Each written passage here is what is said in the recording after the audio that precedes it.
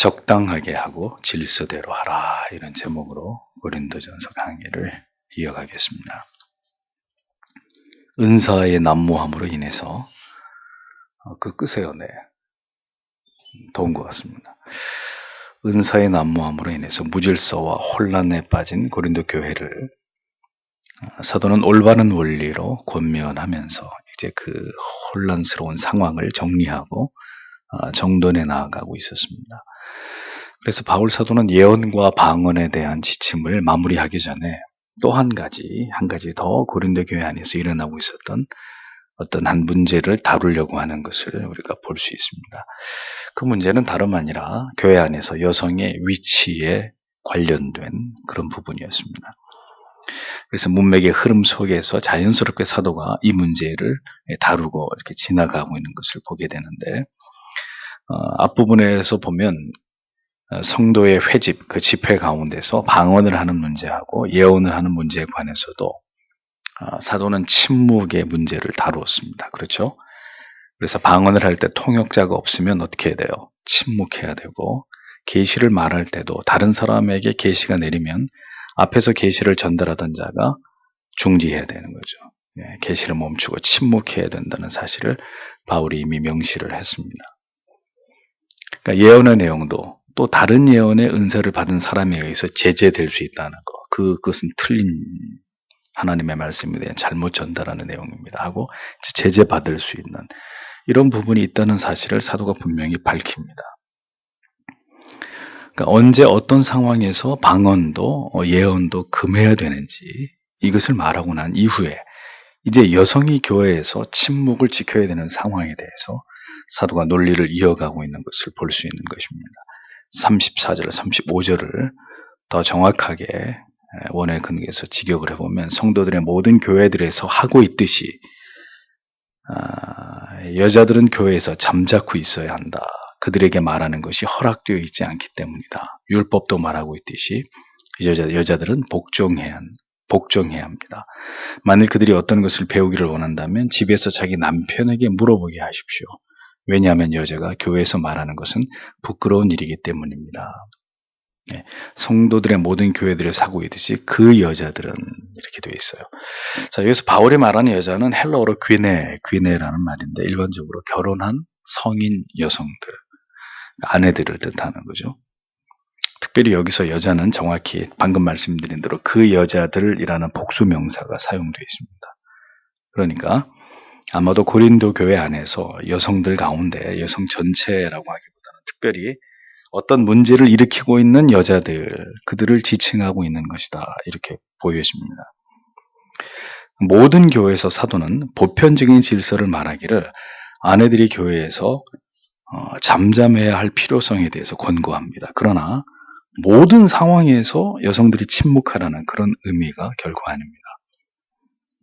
또 여성들의 침묵을 말하고 있는 이 내용이 여성들을 비하하거나 여성들의 인격을 무시하거나 여성들을 상대적으로 경시하는 차원의 그런 권고가 결코 아니었다는 것을 우리가 염두할 필요가 있습니다.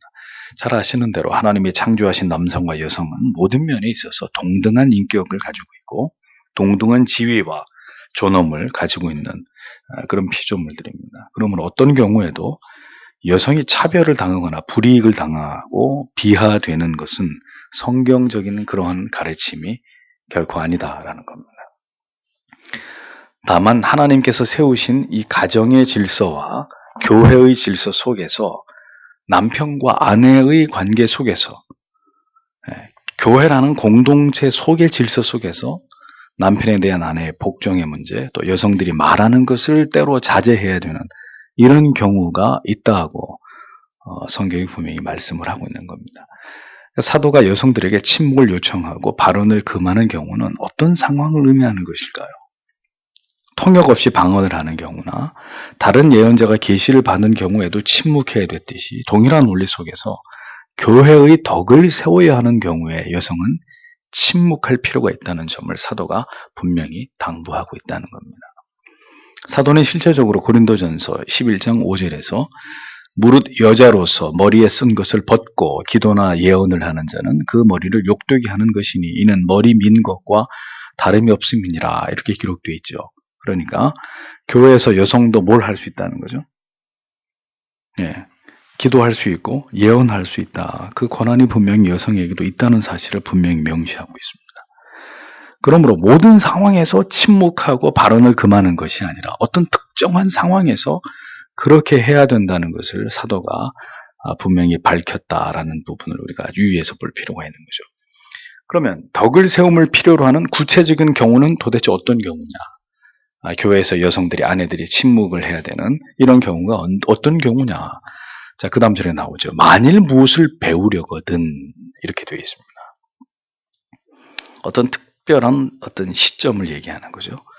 무엇을 배우려고 하거든. 자, 이로 볼 때 뭘 배우는 것은 언제 일어납니까? 종종 공적인 예배 시간이나 혹은 초대교회 안에서 교리를 배우는 중요한 시간들, 이런 시간들이죠. 그런데 아마도 고린도 교회 여성들 가운데 일부가 말씀에 대한 지나친 어떤 의문이나 호기심을 참지 못하고 예배를 드리는 중에 혹은 이렇게 사도가 강론을 하는 중에 자꾸 질문을 하는 상황이 종종 있었던 것으로 보입니다. 자, 그럼 어떤 문제가 생길까요? 예배가 소란해지는 거죠. 계속 이렇게 사도가 어떤 하나님의 말씀을 전달을 하든지 교리를 가르치든지 하는 상황에서 자꾸 말을 끊으면서 자꾸 이렇게 질문을 자꾸 해대면 굉장히 이제 예배 자체가 혼란스러워지고 혼잡스러워지고, 여러 가지 이제 사도가 가르치는 문제에 있어서 종종 어려움이 발생하겠죠. 자, 그러면 교회 온 전체의 질서와 공적인 모임의 흐름을 어지럽히게 되는 이런 문제가 발생이 된다는 겁니다. 그러하기에 사도는 하나님의 말씀이 방해받지 않고 또 집회의 모임이 소란해지는 것을 막기 위해서 아내들로 하여금 공회 앞에서 어떤 질문이나 발언을 삼가하고 집에 돌아가서 그대의 남편에게 그때 그 사도께서 설교하신 그 내용 가운데 그 궁금한 그게 뭡니까? 하고 남편에게 그것을 물어보는 것이 바람직하다. 이렇게 사도가 이야기하고 있었던 것입니다. 그러니까 남편 되는 분들이 말씀을 잘 들어야 되겠죠. 예. 남편분들이 말씀을 잘 들어야 집에 가서 아내가 물어보면 답을 할 거예요. 그러면 이제 궁금한 것이 있을 때 남자들은 그럼 아무 때나 얘기를 해도 되냐? 그 교회에서 그럼 여성들은 침묵을 해야 되고 그럼 남자들은 아무 때나 설교를 하고 있는데 그런데 말입니다. 사도님 이렇게 하고 말을 끊고 질문해도 된다는 의미냐? 아니라는 거죠. 여성뿐 아니라 남성도 공동체 전체의 질서와 흐름을 끊는 말이나 어떤 행동, 경거망동을 하지 말아야 된다. 이게 동일한 규범이라는 겁니다. 덕을 세우지 못하는 교회 전체에 언제나 유익이 되지 않는 어떤 언행, 그것에 있어서는 그가 남성이 됐든 여성이 됐든 어린 아이가 됐든 막론하고 금지되는 것은 마땅한 원리였다는 겁니다. 덕이 되지 않는 말은 공적으로 모두에게 교회 안에서는 금지됐다는 거예요. 교회는 보십시오. 믿음이 성숙한 성도님도 계시고 아직 믿음이 성숙하지 않은 성도님들도 함께 이렇게 계시잖아요. 그러므로 모두에게 믿음이 출중한 사람이나 그렇지 않은 사람이나 모두에게 덕을 세우는 모든 영혼들에게 유익이 되는 말이나 행동을 해야지. 그것이 아니라면 금하는 것이 마땅하다. 그리고 교회는 마땅히 이것을 제재함으로 교회의 질서와 화평을 도모하는 것이 바람직한 공동체의 원리다라는 것을 성경이 우리에게 말씀하고 있는 거죠. 여러분들에게 자주 말씀드렸고 저희 교회에서는 그런 분들이 안 계시지만 내가 옳다고 생각하면 교회는 다 말할 수 있는 것입니까? 교회가 민주주의입니까? 교회는 신본주의입니다. 성경주의입니다. 내가 옳다고 생각하면 아무 때나 다 얘기하고 표현하고 사람들 선동하고 할 수 있는 곳이 교회입니까? 아니란 말이죠. 덕을 세울 수 있는 말, 그리고 그렇지 않은 말들을 구별해서 진리를 통해서 덕을 세우는 유익한 말과 가르침은 남녀를 불문하고 질서대로 행할 수 있는 것이지만 덕을 세울 수 없는 무익한 말, 정치적인 말이나 정치에 관계된 무슨 다른 세상의 경제적인 문제나 취미 활동이나 여타 그다지 영적인 유익이 되지 않는 무익한 말들은 남녀를 불문하고 역시 교회 안에서 허락될 수 없는 것이다 라는 것을 우리가 기억할 필요가 있는 것입니다. 예언이나 방언뿐만 아니라 여성의 적절하지 못한 때와 장소에서의 어떤 발언의 문제까지 바울의 논점은 철저하게 공동체의 질서와 덕을 거룩한 성도의 모임에서의 엄숙함을 가장 중요하게 여기는 차원에서 바로 이것을 지금 교훈하고 있었던 것을 볼 수 있는 것입니다. 그러니까 이런 말씀을 유의해서 보면 여기서 이제 어떤 교리들이 나오느냐. 하나님께서는 어떤 의미에서도 성도 이렇게 그 사람 개인보다는 하나님의 교회를, 그리스도의 공동체, 그리스도의 몸인 공동체를 하나님이 어떻게 여기신다는 거예요? 더 귀하게 여기신다는 거예요. 교회를 질서대로 유지하고 아름답고 화목하게, 조화롭게 모든 지체들이 서로 교통하고 사랑하고 교제하면서 서로에게 덕을 끼치는 이 상태를 하나님이 굉장히 귀하게 여기신다는 거예요. 그래서 어떤 한 성도가 공동체 전체를 실족해 한다든지 시험에 들게 한다든지 유익되지 않는 말을 할 때는 그 사람에 대해서 강력하게 교회가 제재하는 것, 치리를 하든지 권증을 하는 것 합법적인 거예요. 성경적인 거예요. 우리가 이제 이 중요한 사실을 깨닫는 거죠. 물론 성도의 영혼 하나하나는 다 하나님 앞에서 소중합니다. 그러나 성도 하나냐, 교회 전체냐라고 볼 때는 하나님이 그 성도의 개인을 사랑하는 문제 때문에 공동체 전체의 질서가 훼손되는 것을 하나님은 허락하시지 않는다는 거죠. 그러니까 공적인 예배나 모임 중에서 어떤 이유든 소란을 일으키는 문제는 남녀를 떠나서 모두에게 부끄러운 일이다. 성경이 얘기하고 있죠. 부끄러운 일이다라는 인식이 성도 모두에게 필요하다는 것을 잊어버려서는 안 됩니다. 그래서 덧붙여 말씀드리자면 조금 더 나가면 예배 중에 아이들이 이렇게 소리를 지르고 뛰어다니게 하는 거 이제 부모님들이 잘 가르치셔야 되는 걸 처음에는 모르니까 그럴 수 있어요. 근데 자꾸 예배 시간에는 그렇게 하는 게 아니다. 자꾸 가르쳐서 점점 이제 그렇게 하지 못하고 엄마 아빠 옆에 앉아서 무슨 말인지 모르지만 1시간 동안에는 꼼짝도 하지 않고 이렇게 이 시간에는 가만히 있어야 된다라는 걸 아이가 배우게 해야 됩니다. 또 예배 시간에 간혹 갑자기 그렇게 큰 기침을 하시는 분들이 있어요. 굉장히 결례입니다. 참으세요. 어떻게 하든지. 그리고 예배 조용히 설교를 들어야 될 시간에 혼자 성경책 막 넘기는 소리, 다 하나님의 예배를 거스르게 하는, 회방하는 일들입니다. 또 예배 시간에 앞에다가 음료수나 컵 갖다 놓고 물 마시고 예배 드리다 말다 벌떡 일어나가지고 나가서 화장실 갔다 오시고, 물론 갑자기 막 배가 아프고 뒤틀리고 어떡하겠습니까? 그럼 뭐 할 수 없죠.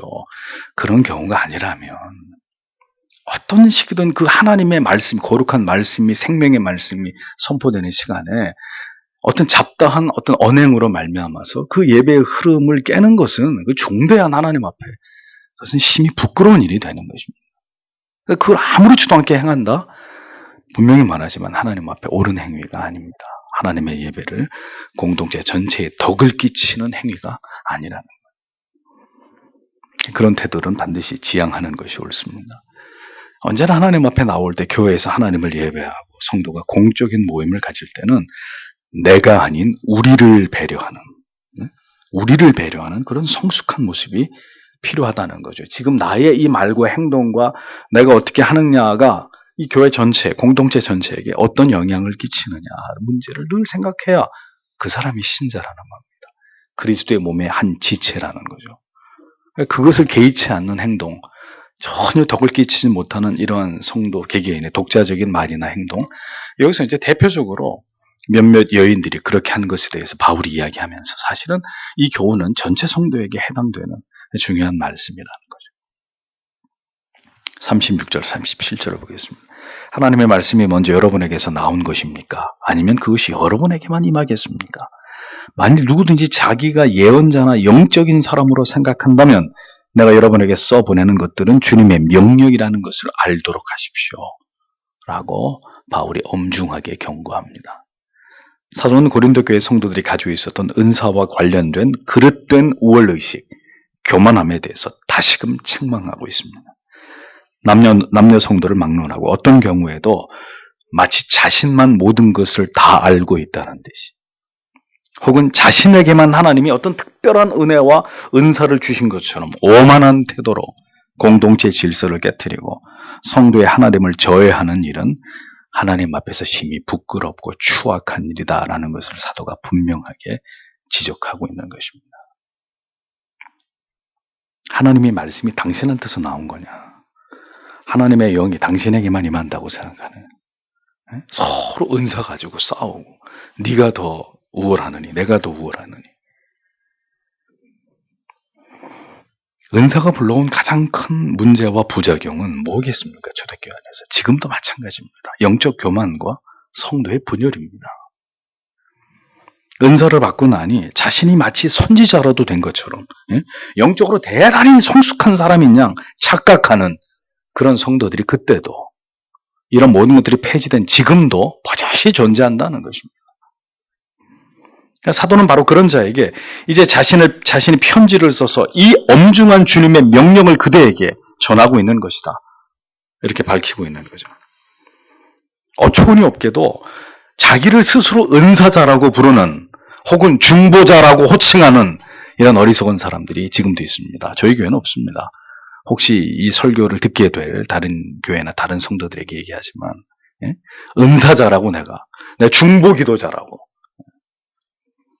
제 예전에 분당에서 개척교회를 할 때 만나기는 어떤 분, 자기가 은사자래요, 은사자. 들어오자마자 저보고 광채가 난대요. 저한테서 광채가 나면서 좀 말하기 좀 민망한 이런 막 칭찬을 하면서 자기가 하나님께 직통 계시를 받는 분이라고. 좀 지나니까 저한테 이렇게 목사님 기도해 봤더니 다음 주 설교 본문은 이겁니다. 이 설교 본문 가지고 설교하십시오. 이렇게 나오는 거예요. 그래서 오랜 시간 동안 그분의 신앙을 교정하기 위해서 노력을 했습니다. 말씀으로 가르치고 때로는 훈계하고. 근데 결국 그 잘못된 신앙 버리지 못하고 교회를 떠났고, 그분뿐만 아니라 자녀들까지 올바르지 않은 신앙으로 이끄는 이런 모습을 보면서 지금도 안타까워요. 지금도. 하나님은 질서의 하나님이십니다. 복종과 그리고 침묵의 원리, 이런 것들을 분명히 공동체 안에 세우셨습니다. 그것은 개인보다는 공동체, 교회를 중심으로 한 하나님을 신앙하는 일이 더 중요하기 때문입니다. 그래서 교회가 바로 서야 개인이 올바른 믿음 위에 설 수 있는 토대를 마련할 수 있는 것이고, 또 반대로 또한 성도 개개인이 진리 위에 바로 서야 교회가 바로 서고 하나님의 교회가 바른 질서와 화평 위에 세워지는 이 원리를 우리가 절대로 가볍게 여기서는 안 되는 것이죠. 38절 39절을 보겠습니다. 만일 누구든지 이것을 인정하지 않으면 그도 인정을 받지 못할 것입니다. 그러므로 내 형제 여러분, 예언하기를 간절히 원하십시오. 그리고 방언으로 말하는 것을 막지 마십시오. 이렇게 되어 있습니다. 바울이 지금까지 설명한 은사와 관련한 모든 지침들을 인정하지 않는 사람은 그가 알아야 할 성경의 진리를 전혀 알지 못하는 자로 간주될 것이라고 분명히 밝힙니다. 성경이 말씀하고 있는 바를 인정하지 않는 사람, 성경이 그 사람을 인정하지 않는다, 이렇게 얘기하고 있는 거죠. 무서운 말씀이죠. 그러니까 여러분 잊지 마십시오. 그 어떤 사람도 감히 중보자라는 말, 중보기도, 오직 유일하신 예수 그리스도만이 중보자이시고 그가 하시는 일이 중보인데, 사람이 사람을 중보한다. 그게 참 탈신학에서 나온 말이에요. 무지에서 나온 표현들이죠. 중보기도니 중보자니 이런 말들. 어떤 사람도 중보자가 될 수 없고, 이 시대에는 그 누구도 자칭 직통 계시를 받는 은사자, 자기가 무슨 대단히 신령한 무슨 하나님의 이 직속 무슨 종인 줄 알고 말이에요. 누가 지금 이 시대에 사도가 어디 있습니까? 사도가 어디 있고 선지자가 어디 있습니까? 근데 사도와 선지자 코스프레를 하는 사람이 왜 이렇게 많습니까? 말도 안 되는 얘기들인 거예요. 그렇게 말하고 그렇게 믿는 사람이 성경이 인정하지 않는 신자다, 이거. 성경이 도무지 인정하지 않는 정체불명의 신자다. 신자가 아니란 얘기죠. 성경이 인정하지 않는 거니까. 사도는 다시 한번 예언과 방언, 이 양대 은사를 말하면서 고린도 교회 성도들에게 간곡하게 권고합니다. 예언의 은사를 사모하라고 얘기합니다. 반면 아주 소극적으로 근데 방언 말하는 것을 금하지는 말아라. 적극적으로 사모하라라는 쪽에 강조점이 더 큽니까? 근데 이건 하지 못하게는 하지 말아라 라고 말하는 쪽에 강조점이 더 큽니까? 당연히 이것을 더 사모하라고 얘기한, 여기에 이제 더 비중이 있는 거잖아요.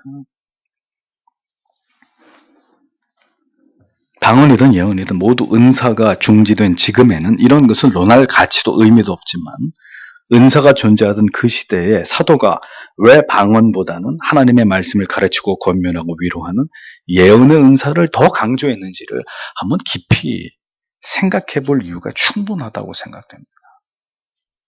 그런데도 아직도 방언 타령하는 이런 신자들 적지 않고 교회가 그걸 부추기는 교회들도 적지 않죠. 안타깝게도. 자, 공적인 유익, 공동체 지체 모두의 유익을 생각하지 않는 믿음의 가치는 성도 여러분, 성경의 지지를 받지 못합니다. 그래서 결론으로 40절에 그러나 모든 일이 적절하게 그리고 질서 있게 이루어지도록 하십시오. 이렇게 되어 있습니다. 사도는 모든 신앙의 모습과 내용과 그 추구하는 것이 개인의 유익을 지향하는 것이 되지 않고 언제나 모두를 위한 공동체 전체의 질서와 조화와 화평을 위해야 한다라는 것을 분명한 원칙으로 제시를 합니다. 그래서 다시 말하지만 교회는 자기의 권리와 이익을 주장하는 것이 아니다. 당회장, 어이 목사, 할 말 있어. 이러고 발언권도 얻지 않고 나와가지고 마이크 잡고 막 이렇게 떠드는. 참, 과거에 그런 일이 있었죠. 몰지각한. 그러나 아무도 또 제재를 하지 않아요. 그런 사람을. 상황이 그쯤 되면 이제 당회원들, 장로님들께서 제재를 하든지 이제 그런 일이 앞으로는 없겠지만 있을 수 없는 일이에요. 교회 안에서는 절대로 있을 수 없는 일이에요. 그건 정말 하나님 앞에서 참남한 죄를 저지르는 거예요. 모든 권위 위에 있다는 거 아니에요. 자기가. 얼마나 두려운 일입니까? 자기를 주장하고 고집하면서 자기의 의견을 관철시키려고 하는 것이 절대로 교회가 아닙니다. 오늘의 모든 시대의 정신이 하나님을 신앙하는 문제에까지 영향을 미쳐가지고 이 시대의 그리스도인들의 모습 속에 점점 뭐가 소멸됩니까? 순종, 복종, 자기를 절제하면서 이 잠잠함의 미덕. 이게 유익이 되는지 그렇지 않, 이걸 따질 필요도 없고 그냥 내가 하고 싶은 얘기는 그냥 다 이 잠잠함의 미덕들이 소멸되고 있습니다. 그러니까 이 종교적 권위가 추락하면서 참 안타까운 것은 이런 반기독적이고 반성경적인 이런 신앙의 기형적인 모습들이 빠르게 교회 안에 확산되고 있는 거예요. 그러니까 거룩한 권위들이 그 권위들을 하나님을 두려워하면서 잘 지켜졌더라면 오늘 교회가 이렇게 되지는 않았겠죠. 근데 그 권위들이 다 추락하니까. 예? 칠계를 범하고 재정 문제 뭐 여러 가지 뭐 이런 성직자들의 부패 문제들이 정말 참 나쁘끄러운 상황이 되고 말았으니까 이제 그거에 대한 이제 반작용으로서 이 성도님들의 목소리가 점점 교회 안에서 커지는 거죠. 그러니까 어떤 거룩한 권위가 몰락하는 것도 가슴 아픈 일이지만 그것을 틈타서 또 교회 모든 어떤 이런 불필요한 말들과 어떤 그 실력 행사 주장하고 고집하고 또 이런 성도들의 잘못된 이런 모습들이 또 우후죽순처럼 일어나는 이러한 양상도 결코 바람직한 것이 아닌 거죠. 참 이 시대에 하나님을 신앙하고 바른 교회를 세우는 것이 이렇게 점점 어려워져 갑니다. 시대의 세속적인 정신들이 교회 안으로 다 들어와서 입 다물고 있으면은 그건 굉장히 무지하고 바보스러운 멍청한 신자가 되는 거고 뭐든지 주장하고 이렇게 외치고 표현하고 이러면 굉장히 지각있고 똑똑한 신자로 대우를 받는 상당히 잘못된 모습입니다. 언제나 당당하게 자기를 주장하고 자기의 생각을 거침없이 표현하는 게 정의이고 선이라고 믿는 지극히 그릇된 정신과 사상이 성경의 가르침을 자꾸 부정하게 만들고 거룩한 공동체의 하나됨을 자꾸 파괴시켜 나가고 있습니다. 그렇게 깨어지는 교회가 얼마나 많아요. 그러니까 다시 말씀드리지만 분명히 교회의 거룩한 권위들이 몰락하고 타락한 것에 근본적인 원인이 있습니다.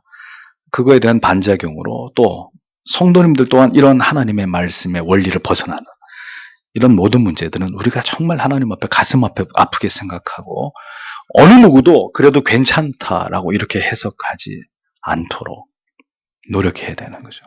성경은 교회 모습을 결코 이 시대의 교회 모습과 같다고 설명하지 않고 있기 때문에.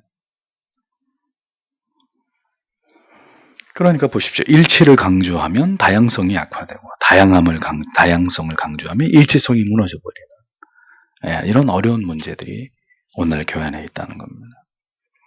중요한 것은 세상의 풍조와 사조가 바뀌고 사람들의 의식과 정신이 변했다 하더라도 성도 여러분, 절대로 성경의 진리, 성경이 말씀하는 원리는 불변의 것이라는 것을 우리가 잊어서는 안 됩니다.